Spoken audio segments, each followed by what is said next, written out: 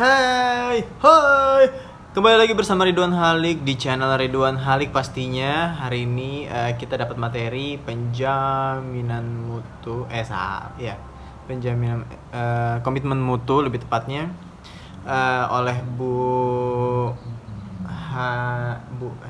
Heni, kurang lebih dari jam 7.30 sampai dengan 15.15. Nah, apa aja sih yang dibahas di materi kali ini? Yang pertama, kita harus lihat dulu hasil belajar. Nah, hasil belajar yang harus didapatkan atau dihasilkan oleh peserta itu apa aja? Yang pertama adalah peserta mampu mengaktualisasikan tindakan yang menghargai efektivitas, efisiensi, inovatif, dan kinerja yang berorientasi mutu dalam menyelenggarakan pemerintahan dan pelayanan publik, seperti itu. Jadi kita harus tahu dulu kalau misalnya kita dapat materi nanti harapannya seperti apa. Kalau misalnya nggak tahu nanti tujuan dari pelatihan ini nanti bingung apa nanti keluarannya. Terus kemudian indikator hasil belajar itu ada 3. Yang pertama menjelaskan tindakan yang menghargai efektivitas, efisiensi, inovasi, kinerja berorientasi mutu dengan penyelenggaraan pemerintah dan pelayanan publik, memberikan contoh sikap perilaku kinerja kreatif dan inovatif, dan yang ketiga adalah menganalisis kasus nilai komitmen, seperti itu. Nah, contohnya apa? Contohnya seperti gambar samping ini, itu adalah expectation versus reality. Nah, contohnya gambar Hulk ini. Nah, Hulk itu ekspektasinya adalah bagus banget, gambar Hulk beneran. Tapi realitinya yang didapatkan mutunya buruk atau sangat jelek. Sama seperti kalau misalnya kita beli jajan di online, terus gambarnya bagus banget, kayak modelnya bagus, tapi ternyata waktu pas kita pesen ternyata tidak sesuai harapan, bajunya kekecilan, ataupun mungkin kalau pesan makanan kok cuma ringan sedikit sekali. Yang tas juga pernah ada kasus seperti itu, bagus ternyata yang pas datang ukurannya segini, ya sangat mengecewakan. Nah, pasti langsung turun mutunya.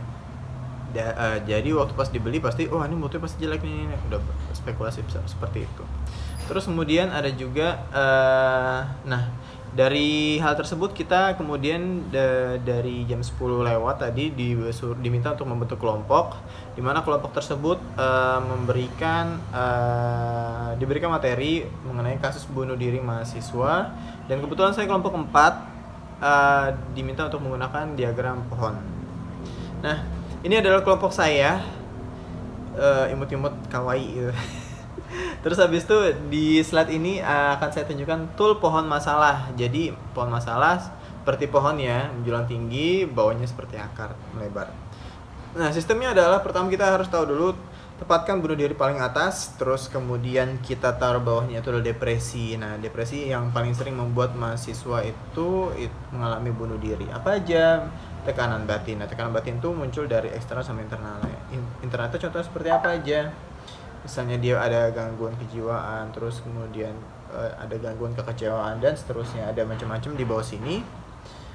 Terus kemudian kita harus tahu akibatnya bunuh diri dan sebabnya itu apa aja. Sebabnya tadi seperti yang saya jelaskan, bisa eksternal, bisa internal.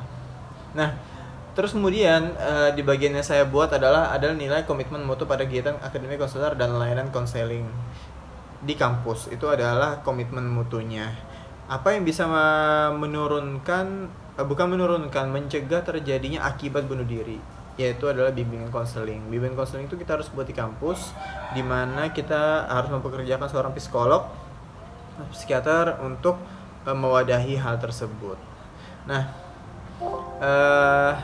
untuk komitmen mutu saya ditempatkan di bagian terstudy. Nah, terstudy itu adalah bagian dari pembantunya PJM, bisa juga seperti itu, tapi saya masih di bawah kemahasiswaan, di mana data-data dari alumni itu kita gunakan untuk keperluan akreditasi, keperluan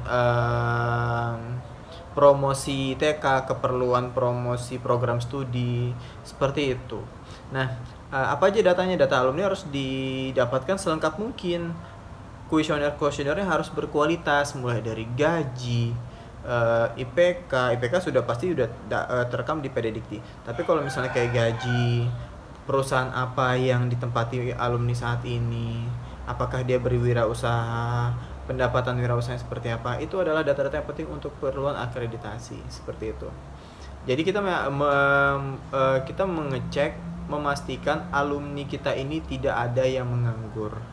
Makanya itu adalah salah satu komitmen mutu yang bisa saya lakukan sebagai koordinator Treasure Study. Kurang lebih seperti itu. Akhir kata, wabillahi taufiq wal hidayah. Wassalamualaikum warahmatullahi wabarakatuh.